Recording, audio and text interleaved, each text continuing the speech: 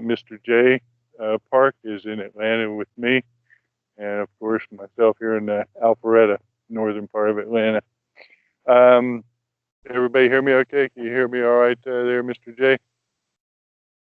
Yeah, I can. All right, very good. All right, so Yeah, just this is Mike. I just started recording this conversation. okay, perfect. So this way we can pass this to Joao. We can keep these as, for the other members here. We can kind of move ahead so we don't have to repeat and repeat and repeat. So anyway, real quick, Mike and I have known each other 2 years. Mike is the digital asset manager in the team.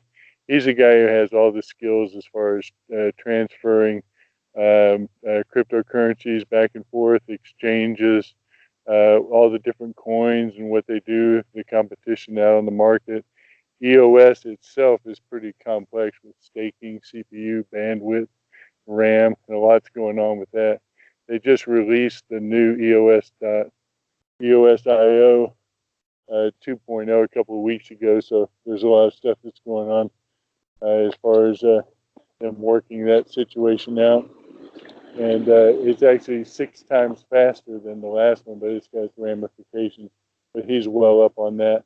So that's going to play a factor in how they're developing stuff with private keys and keeping cryptocurrencies off chain. If you want to have ledger wallets and nano wallets to store cryptocurrency, all that kind of stuff falls under his parameter. I know only there's so much in this whole thing. We've just got to divide it up. So anyway, that's a bit of our background relationship. Now, Brian is in Seoul, and he's been there for 6 years, and he has the news.asia. So he's doing media, and he and I met through the last blockchain conference, and we hit it off just kind of chatting it up before the conference. And coincidentally, that's when I started chatting up with David Drake, who is the founder of LDJ Capital, several billion dollars. I've heard it's $1.5 trillion, but it sounds so outrageous that I hate to even say that. But it's a lot of money, and he's the founder of that, and he's been into blockchain since the get-go. He's got tons of YouTube videos. They're very entertaining to watch. I've always been a fan of his. So he and I hit it off pretty famously. He liked the Enigma machine and the whole steampunk mystery game thing. So we hit it off pretty good there. Now, to Brian's credit, we had the chance for Ezra when Ezra flew into Seoul to meet with David Drake, and Brian lives in Gangnam, and so he had enough chutzpah to go down there when David Drake was meeting with Pierre Lind, and I'd already set up for Pierre to meet with Ezra. And so they all got to meet at the Intercontinental in Seoul, and that was one hell of a thing with Brian also.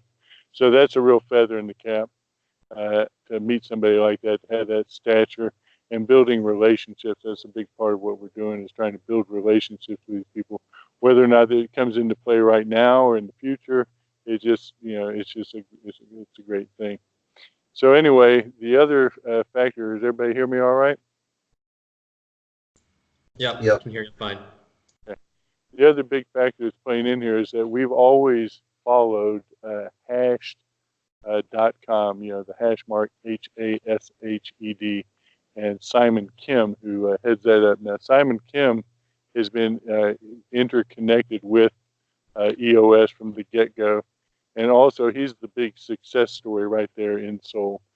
Brian knows more of this in detail, but the long and short of it, he was in the game early. He caught, and his team caught the mad bull run. And I don't know if how much money they made, but they made quite a bit, maybe millions. I don't know, who knows. But they hit it pretty good. So they're the top of the food chain there. And also, they're the smartest guys. I've watched their videos, and they are absolutely head and shoulders above anybody else in this whole market. So they are the leaders, and I've known that for quite some time. I've always sent those their videos to our friends. So it's quite a great coincidence that Brian is that close in. He knows those guys, and also the DeFi guys. Is it DeFi or Define, Brian? DeFi, and DeFi. then there is Decenter. That's their media company. That's what it is. That's what I was messing up. Yeah. So Brian is into media. He knew these guys, and they were, he had a proposal in the works with these guys, and they were basically, I don't know if they're college kids, but pretty close to being college kids. I'm just paraphrasing Brian, so just to get through the story real quick here. You can fill it out later, but I guess Hash took their money and turned themselves into a venture capital group, and they've invested in those guys. They've become Decenter, and that's a very large influencer in Seoul right now. But they exploded essentially in the last 2 years. So there is a very, very hot center market in blockchain with all these guys, and it gives us a very clear template to follow. So as far as our roadmap or whatever we're going to do, we're just going to do exactly what those guys are doing and what they did do to get to where they are. So that's an oversimplification of it, but it's worth examining, and Brian knows about that. So anyway, Brian, why don't you tell us a little bit about yourself? I want to hear you speak Korean. I know you've been there for 6 years. I want to see what is it. Let it fly. What do you want me to talk about? Why don't you introduce yourself? Since I already know, why don't you? Because obviously, you've got to take. We've touched on a few things, and but feel free to just expound on anything you feel about. So I've been in Korea for about 6.5 years now, and been doing the blockchain stuff for about 2.5 years. I've seen a lot of things come and go in just that short amount of time. 2.5 years feels like an eternity in crypto and in blockchain, especially around here. I've seen a lot of people get rich from the Icon ICO, and I missed out on it by about a week because I'm American. I wasn't allowed to participate, but I did find someone after the ICO phase who said, "Oh yeah, I would like to help you out and buy for you," but then it was too late. I missed out, and I saw a lot of people get rich, and then suddenly I saw a lot of people call themselves VCs with the money that they made from Icon, but then they, a few months later, lose the shirt off their back because they actually don't know how to manage their money right. They just got lucky investing in Icon and going 100x. Then from there, I've seen a lot of misinformation come out of Korea about the market, and I kind of took it upon myself to fill the gap of the information that was missing from a lot of even the major media companies like Reuters and CNN reporting about what's going on in Korea inaccurately. And that got me a lot of attention globally and within Korea. The website used to have a Korean side, but I recently took it down because even though it gave me a lot of readership for Koreans, it was all like pump and dump stuff that the Korean team was putting up there, and I didn't really want to have it anymore. So took it down, and now I'm focusing a lot more on doing networking and event planning and doing more breaking news. So I'm still doing breaking news and doing a newsletter, but business side, I'm kind of doing more things behind the scenes. Other people aren't going to notice as much, at least not yet. For example, this. And based on what I've seen and what I've already been a part of with the partnerships that I've already garnered from my company, from the News.Asia, and the kind of network that I've grown, I think I have a lot to offer, especially because I can speak some Korean. I'm not fluent by any means, but I certainly get by, and I know enough and can read enough to be able to communicate effectively with the locals. Very good. How's your Korean, Mr. J? I know you're Korean American. I mean, what he just described is pretty accurate for me too, because I was born in Korea, but I came to America when I was 4 years old. So I learned enough to get by in terms of like formalities. But like when it comes to terminology, especially like especially like programming terminology and things, anything Bitcoin related probably. I won't have the terminology for that stuff. Best I could do is say like I don't know Bitcoin, like, and they usually understand for the most part. But yeah, it's the same for me. Well, the missing person here also is young Mr. Jung, and I hope I'm not pronouncing Young incorrectly, but we've got Young also who I'm hoping to have as a part of the team here.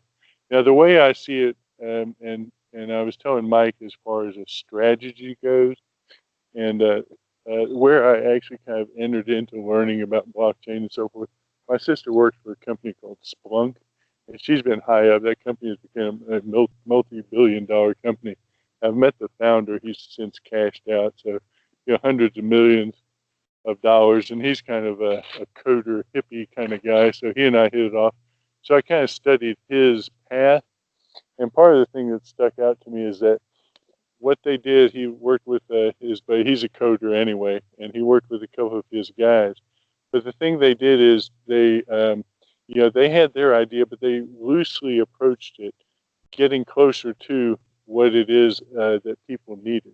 So ultimately, they created a tool that goes into big databases and retrieves the information and puts it in such a way that people can read it, almost like a graphical dashboard presentation. So that's the real simplified version. It's obviously more complex than that. But the takeaway is that they had a loose plan, but they responded what people were the people's feedback of what they really needed. So they had their idea, but their idea was molded by the response. So they were being responsive and changing their plans according to what people needed. So that's something that's really stuck with me. That's what I'm trying to do in this. So it kind of leaves, it's a loose plan. We're trying to get into position in this blockchain industry, which is exciting. And I kind of went through this explanation with Jay. I'll run through it super quick right here. As far as my take on what blockchain is in a simplified version, why it is a revolution. And that is, going back to where we just came back, we just finished up the information age, so the age of the internet, which we're still in. But that even traces back to the Gutenberg press, where they invented the invention, and that's the key term, it's an invention, the press, which is able to make copies of printed material. So there's twofold occurrences there, and one is making copies, and that's critical. And then the other thing is the ideas. So the spread of ideas is what caused that real revolution, the Enlightenment. It's the ability to make copies, to spread it, and the Enlightenment. So then you go to the internet age, which is what we're in right now, the information age. And what that is, in a sense, to be distilled down, is the ability to make copies. When you send somebody an email, you're sending them a copy of an email. Or if you're sending a video, it's a copy of a video. And that ability to send all those copies so quickly and throughout the world, that's what created this entire internet information revolution. But the problem is, when they came across the idea or the problem of trying to think about creating an actual digital currency, they came up with the problem of double spend. And Bitcoin and blockchain solved that problem 11 years ago, which is an eternity in technology. But what that is, it gave them the ability to create an actual one of a kind and not a copy, the original, compared to or comparative to having a car and having the title. The title with the car is what gives it value. It's a validating technology. And if you have a Picasso painting, it's only worth any money if you have that certificate of authenticity. So that validation is an aspect of what blockchain is creating. So that's where we want to drop in gaming, because the phenomena of like Fortnite is a great example. You've got people buying digital assets, in that term, skins, weapons, even land in the Sims, things like that. So people have become comfortable with virtual assets. And it's a real tangible thing. And then you had in the blockchain world, you have crypto kitties. So they use non-fungible tokens, NFTs. So that's really where we want to drop in. That's the actual cutting edge of what's going on now. And that ultimately will translate into titles for digital assets and then in the real world, because the digital world does not distinguish between a real piece of property on like a Monopoly board game or an actual piece of property wherever it may be. That title, digital title, is exactly the same. So if we can create successful smart contracts that interact with the blockchain and perform a service, solve a problem, then we're going to be in a very good position. So that's where we're at. All right, somebody else take it. Mike, you want to tell us a little? Mike's got 4 kids. You hear his little girl in the background there, making us jealous there. Well, yeah, because today the holiday, so they're all ready to get ready for school tomorrow. But in the back of my mind, I was wondering about this blockchain type of city they're going to do in Atlanta. Is there anything compatible to that going on in Korea right now, to where everything is interconnected? Is there anything anywhere going on like that? Like there? Well, that's actually I'd mentioned and I can't remember the name of this company. I want to say Hancon, HAENCON or something like that. But essentially, they built this city, and Brian would have some first-hand knowledge. It's a city called Songdo, and they have Incheon, which is the airport area, and I guess it's an island or something like that. I don't know exactly, but they essentially, Brian can take it from here, but they essentially built a city from the ground up called Songdo. And from what I understand, 100,000 people live there now, and they built it, to be a smart city. But go ahead, Brian, tell us something about that. Well, yeah, Songdo is part of Incheon, the city, like just west of Seoul, and it was created to be a smart city for new incoming, basically direct foreign investment, foreign DFI, and so those companies set up shop in this brand new, beautiful. Basically, it's a city cut off from the city, and it's all very smart. Everything is operated, well, not everything, but a lot of things are operated. A lot of the public works functions are operated on AI and kind of hands off. And in Busan, the southeastern tip of the country, they're also working on smart city applications, because the 5G technology that was first launched here in Korea, it lends itself very well to smart city functions. So Songdo was made first in order to have the infrastructure, the buildings and the streets and the wiring and everything there to be ready for 5G. And now that 5G has been launched, they're really able to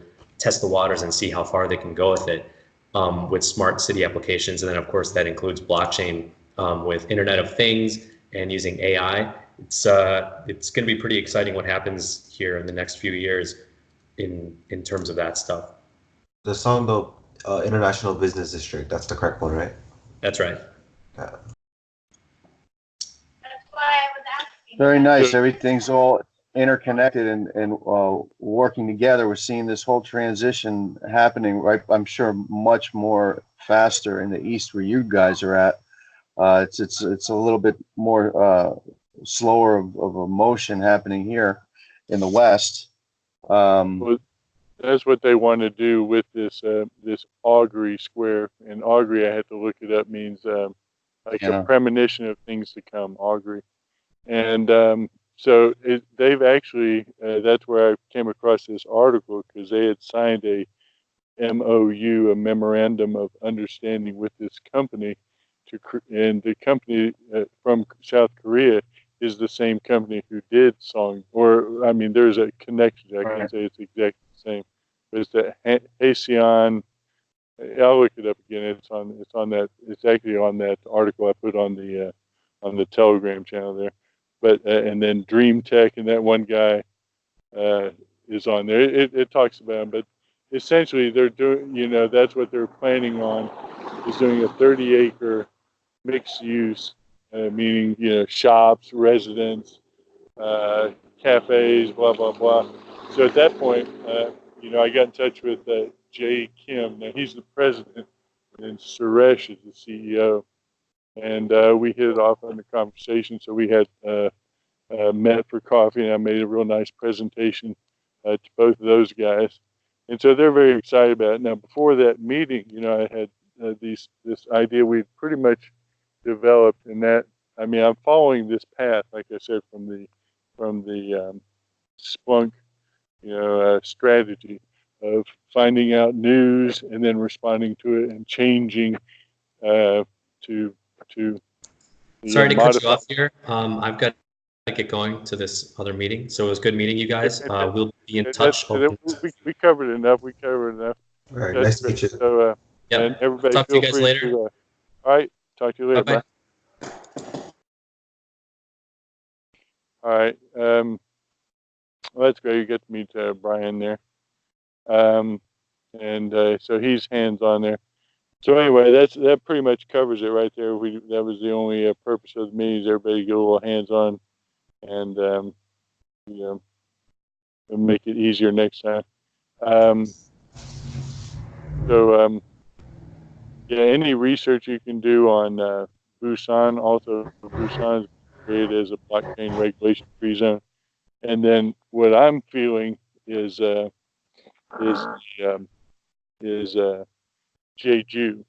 so there's a lot about Jeju and how they were in competition with Busan to be the first in blockchain regulations and encouraging businesses to come there. They lost out to Busan, which obviously Busan is a great, huge city, so it's no wonder. But anyway, I would prefer to work with some smaller companies like that because we're a small team. So that's what my plan has been. That I kind of bring in some of those ideas from Malta, which is another small place, and they're trying to, they're eager about working with young companies. So that's why I want to do that. There was one other thing I was going to say. Oh, so before meeting with these guys, knowing that they were doing this village, I wanted to pitch it in such a way that it appealed to them. And that's when I kind of developed this idea of doing the Jeju Cafe. And so that's what I think, the more I've worked with the guy doing the pitch deck and putting a presentation on that, the better I think that idea is, to create just a kiosk, like a freestanding cafe, and then expand on all the ways which blockchain can interact through a cafe like that. And even Suresh and those guys, they jumped all over that idea. They're like, yeah, you could, do the supply chain for the coffee and, and have the blockchain as a validation of where the coffee is coming from, et cetera. And that was a good idea in itself. But, I can see, I'm sure, Mike, that's your specialty, is coming up with ideas like that. So anyway, it was good talking. Thanks for your time, Mr. J. Yeah, and good talking to everybody there. My power is getting really low here, but we covered it. That's probably 45 minutes. Yep, 25 minutes. Got a good few pointers in there. Yeah. Good talk. Nice to meet everybody. Yeah. Who's next? We need to get Jung on the line. We got a young guy. He's in Korea, and he's a smart guy, and I like him. We have to divide this up. The name of the game is having different people in different stratas. Neither, it's too big of a